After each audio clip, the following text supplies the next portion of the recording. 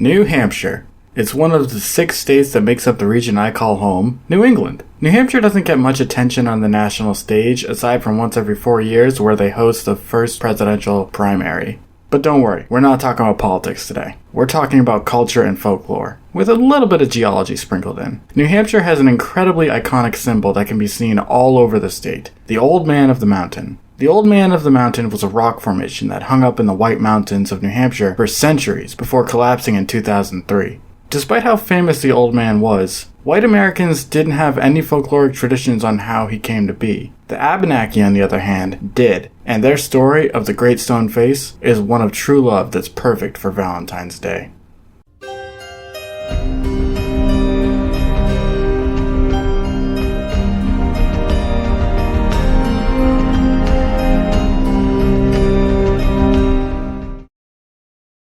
Mythology with Mike is funded entirely through fan contributions from viewers like you. If you want to support the channel, consider donating on Ko-fi, Super Thanks, or becoming a YouTube member or patron. All links are in the description below. Thank you. Before I begin with the Abenaki story, I just want to explain the natural processes by which the Great Stone Face formed. I'm no geologist, so this is going to be a simplified version of the events, but way back during the last glacial maximum, the glaciers were retreating from what would become New England, and in their wake, they left lots of boulders all over the place. Some of these boulders were left on Mount Cannon, and over thousands of years of water getting in between the rocks and freezing, aka erosion, the recognizable stone face came into being. And that's the coolest thing about the Old Man of the Mountain. It was made completely naturally. Alright, that's enough geology.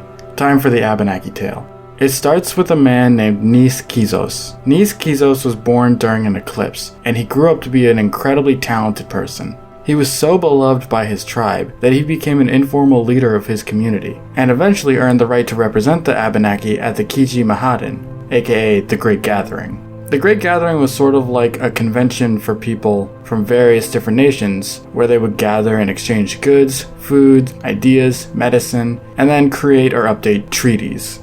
While at the Great Gathering, Nis Kizos met a woman from the Haudenosaunee League. Her name was Tarlo, and she was a medicine woman. They fell into a deep, passionate love, and Nis Kizos ended up bringing Tarlo back to his Abenaki village.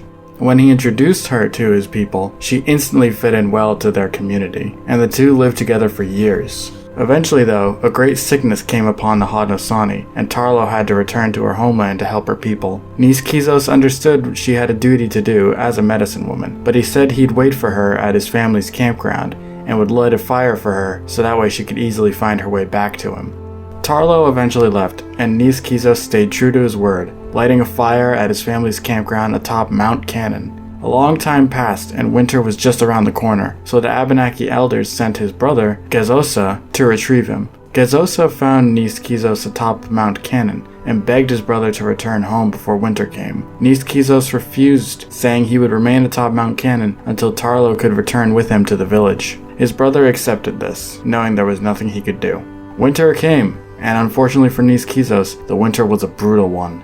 The brutal winter, combined with the sickness spreading throughout the Haudenosaunee lands, meant that Tarlo did not survive. The Haudenosaunee elders sent a message to inform the Abenaki that Tarlo died during the great sickness.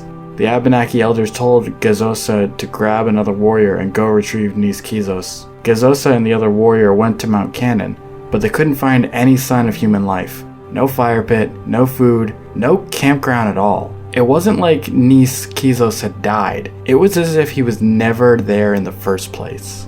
Gezosa feared the worst and prayed to the great creator for his brother and Tarlo before walking back down the mountain. Near the bottom of the mountain, he looked back up to see where the campsite originally was, and in its place, a great stone face was now protruding out from the rocks. And Gezosa realized that his brother had been immortalized in the rocks and could now keep watch over all of Indakina, which is the Abenaki word for the region that would become New England. That was the story the Abenaki told about the Great Stone Face, or what white Americans called Old Man of the Mountain, and that was how they told the story until 2003, when it got a new ending. It was a slightly cool Saturday morning in 2003, when park rangers were going up to the Old Man of the Mountain viewing area, and I can't even imagine the shock they must have felt when they looked up and they saw the Old Man of the Mountain was gone. News spread quickly, and by the afternoon, hundreds of people showed up to the looking area to see if it was true. The people of New Hampshire were stunned, and some people even cried. The state made him a part of their identity, so when he fell, it was like the state lost a part of itself. This wasn't an out-of-nowhere surprise. Towards the end of his life, the Great Stone Face had chains holding him together. Unfortunately, the same water erosion that had created the rock formation ultimately ended it when the continual freezing and thawing made the rocks split, and eventually they couldn't support their own weight. While it was a sad day for many in New Hampshire, the Abenaki saw this in a different perspective. While I'm sure some people were sad to see the natural beauty of the rock formation gone, the collapse of the Great Stone Face meant that Niiskizos' time watching over the region had finally come to an end, and he was at last able to reunite with his beloved Tarlo. The Great Stone Face, or the Old Man of the Mountain, was and remains to this day a defining symbol of New Hampshire. Even though I was born in and currently live in Boston, I spent a lot of my life in New Hampshire. I remember as a kid seeing people proposing alternate state symbols to the Old Man of the Mountain. Meanwhile, some others wanted to carve a new rock face in a cliffside, but no solution or replacement was right. And, at least in my personal opinion, that's because I don't think he can be replaced. The Great Stone Face was a work of art made purely by nature, and whether you believe in the divine or not, you have to admit it's incredible that that existed at a time for us to not only see it, but capture evidence and tell stories about it. He represented the best New Hampshire has to offer: stunning natural beauty. This May marks 21 years since he fell. People born into a world with no Great Stone Face can legally drink alcohol in a few months. It's been that long. Despite his long absence, the people of New Hampshire don't want to let go of our iconic rocky face. And if that's not love, I don't know what is. Happy Valentine's Day.